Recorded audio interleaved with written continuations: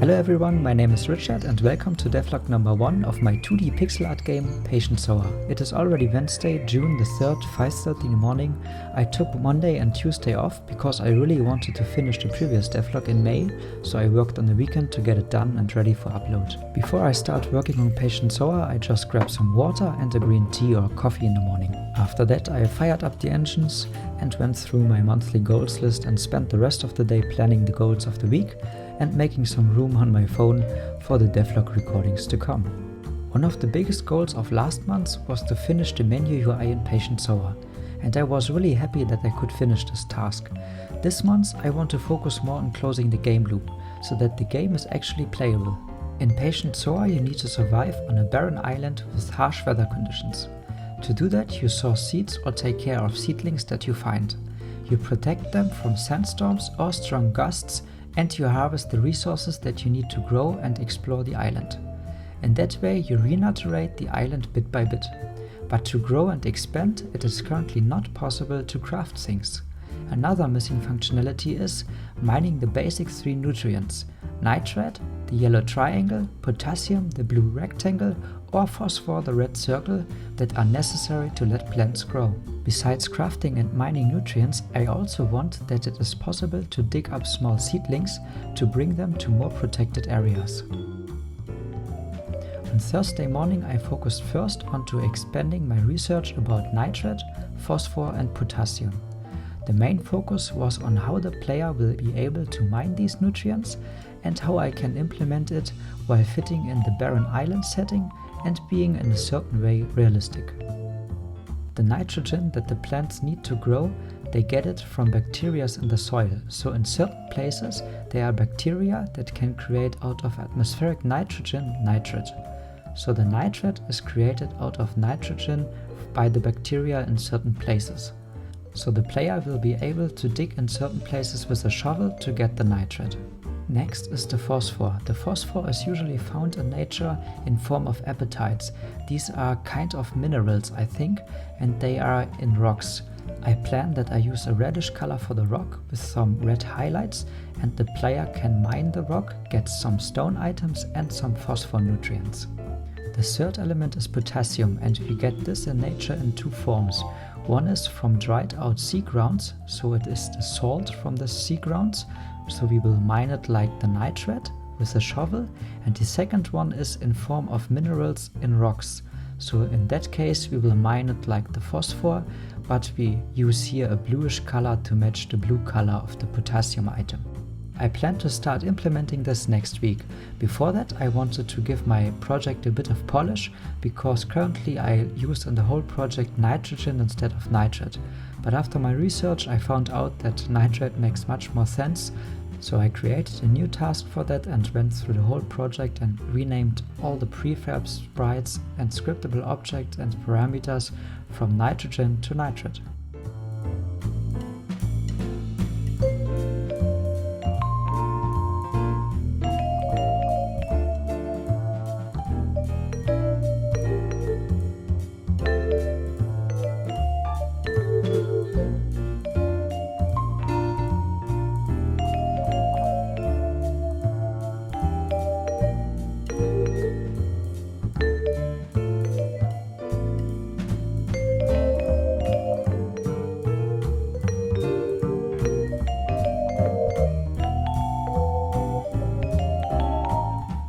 After finishing the renaming, I went out on the balcony in the afternoon for some practical work to fix a reed mat that was loose.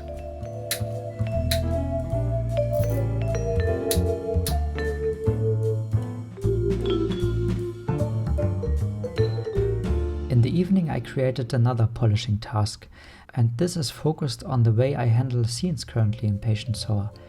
My main scene is the persistent scene, and in this scene I have all the graphics, audio and controls manager, so this scene always needs to be loaded first. After that the menu scene is loaded, and from the menu you can load then the game scene. So this works fine when you start the builded project, but the problem is when I work in the game or in the menu scene and quickly want to test something that I implemented and hit play, I get some errors because they depend on the persistent scene, but the persistent scene is not loaded yet.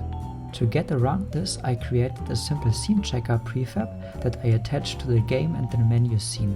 And on this scene checker prefab I have a simple script also called scene checker, and in its awake method I check if the persistent scene is already loaded, and if this is not the case I reload it and then I load the game or menu scene again, and with that in place everything gets nicely initialized and I can load the scene right away.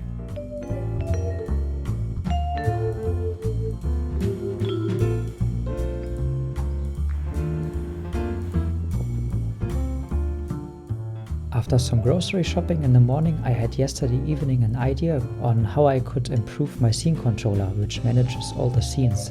So I installed a property there, which handles a direct pass-through.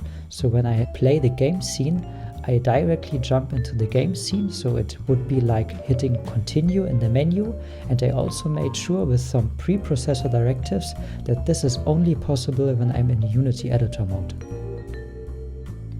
For the rest of the day I worked on a plan for this month, so I created the table with the concrete tasks for this month. The first ones are already done, so the first one was focused on the jumping right into the menu and then the game scene when I develop. Then the second one was just renaming nitrogen to nitrate. In the next week I will then focus on nitrate, phosphor and potassium and how to dig up smaller plants. I roughly estimated the time that I probably need, so just approximation here, and I made also some notes about the needed sprites, animation, sounds and some notes for the code. The second big task in this month will focus on the notebook UI and the crafting. So the notebook UI is basically the UI that the player is going through when he opens his inventory or when he wants to craft something. So this will play a huge role in the game. So first I want to plan the concept for the UI and I want to have it generic as possible, especially for the slots. So I need to plan the UI, create the UI and figure out which sprites are necessary, and also for the coding part I want to work with scriptable objects. The last task for this month is different weather types.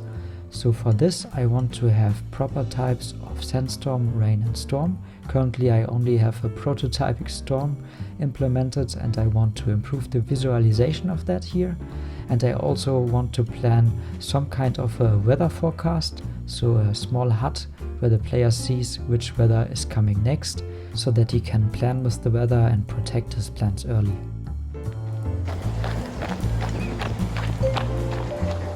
After finishing everything up, I enjoyed a quick run in the forest with some nice sunshine.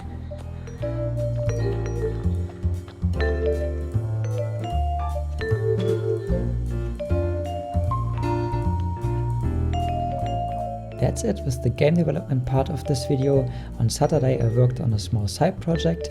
A while back I bought 2 broken iPhone 3GSs and the seller actually sent me 3, so I could fix one of them already, and the second one I luckily fixed too, so that was really nice. I will probably sell one. In the evening I played a little bit Road Rash. I recently got my Windows XP installation disk. Originally it came out I think on Windows 95. It is motorbike racing and with some rage components against your opponents, and this makes a lot of fun. So if you don't know the game yet, try it out, and it has also some really nice soundtracks in it. And one of the races was really close and had a really funny moment, so stay tuned until the end.